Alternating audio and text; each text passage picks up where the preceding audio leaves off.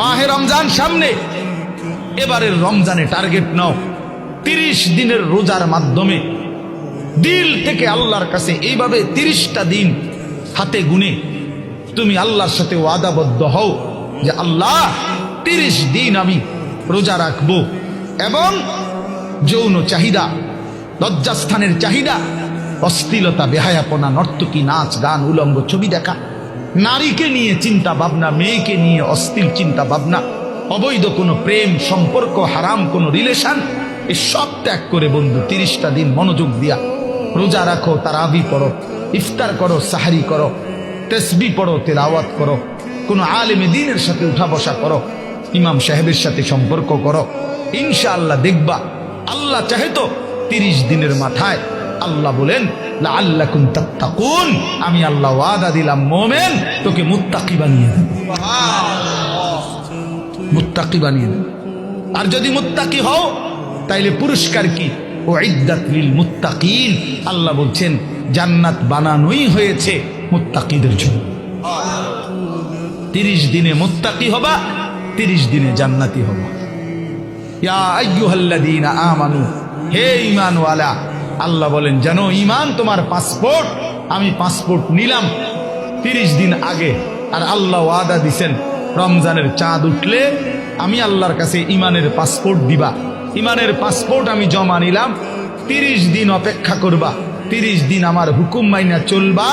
30 দিন পরে ঈদের চাঁদ উঠবে, সেই দিনই তোমার পাসপোর্টের উপরে জান্নাতের ভিসা লাগবে। পাসপোর্ট এবং ভিসা লাগবে, আর ঈদের দিন ফ্লাইট হবে জান্নাতের ফ্লাইট,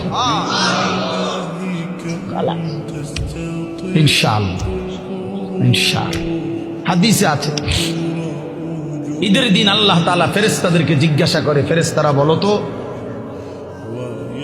তো ওই ব্যক্তির প্রতিদান কি হইতে পারে যে তার পরিশ্রম, তার হুকুম, তার মনিবের আদেশ পূর্ণ আদায় করছে, যেই কর্মচারী তার কর্ম ঠিক মতো 100 পালন করছে, তো এখন তার বিনিময় কি হইতে পারে? ফেরেশতাদেরকে আল্লাহ বলবে ঈদের দিন, ফেরেশতারা বলবে মাওলা তো এটার বিনিময়তে এটাই আইওয়াফা আজরাহু, তার বিনিময়ে তাকে পূর্ণ দিবেন, পারিশ্রমিক পূর্ণ দিবেন, কারণ সে তার কর্ম পুরা করছে, অতএব পারিশ্রমিকও তো কি দিতে হবে? পুরা দিবেন, এটাই তো যুক্তির কথা।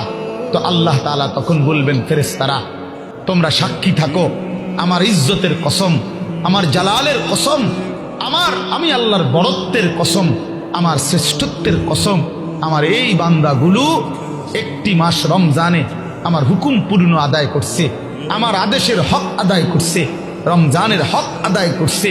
আজকে আমি আল্লাহ ঈদের দিনে ঘোষণা দিলাম তোমাদের সামনে, কাদ গাফারতু লাকুম, আমি আল্লাহ আমার এই বান্দাদেরকে মাফ করে দিলাম।